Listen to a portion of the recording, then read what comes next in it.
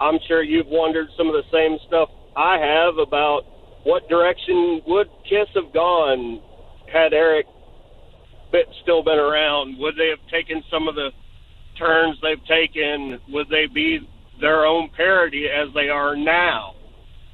Well, would the reunion happen? Yeah.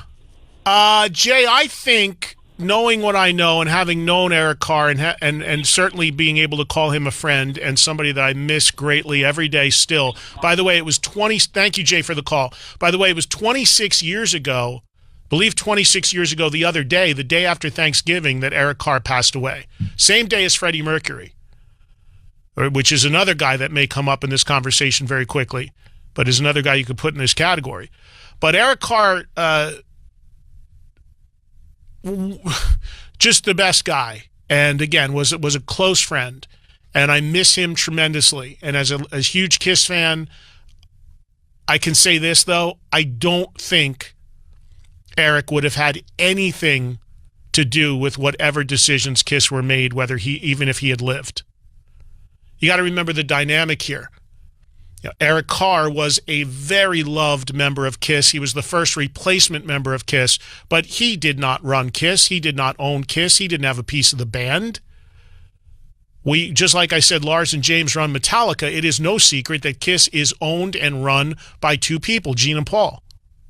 So to think that if Eric Carr would have lived, I got to tell you honestly, knowing what I know, how things ended for Eric and his tenure in Kiss, I don't think Eric Carr would have stayed in Kiss, whether it be his decision or the other guys in the band. There was a lot of tension there. More than one person told me that Eric Carr and Paul Stanley basically didn't even talk to each other on the last tour they did together when he was in the band. I think Eric wanted more say. Eric wanted for years to be able to sing. He was a lead singer in previous bands on Kiss records. He got to do it one time on one song. So there was frustration from him because he didn't have more influence and say in the band. But when you join an established band, no matter how much it's perceived by fans as you being an equal guy and an equal voice and part of the team, the reality inside is very different. Most bands are set up, one or two guys run it, own it, everyone else is a hired gun. Doesn't matter if they're pictured on the albums or they're credited equally or they're on the t-shirts or in the programs. They are employees. They don't have any say. And as much as Eric Carr was loved, he, like all the guys in Kiss that aren't named Gene or Paul, at this point are employees. So those guys are never, they'll have, whatever the band and whatever the situation is, yes, they'll have some say and they can throw their 2 cents in, but they don't have anything to do with the decisions made.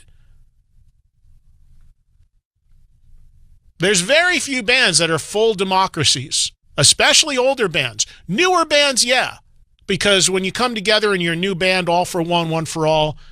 But once somebody leaves and the power shift happens, then one person takes over ownership of the name and that's it. Look at Guns N' Roses, one of the biggest bands in the world. We all know now that started out one way, but it's Axl Rose's thing. Nobody would argue that. It's the way these bands are built. The one band you can say is not like that is Rush. And I saw the recent Access TV interview that Geddy Lee did with Dan Rather. And he talked about it in the interview. He's talked about it with me, too. He said when that band came together with Neil, Geddy, and Alex, they all sat down and said, you know what, we're going to make this real simple.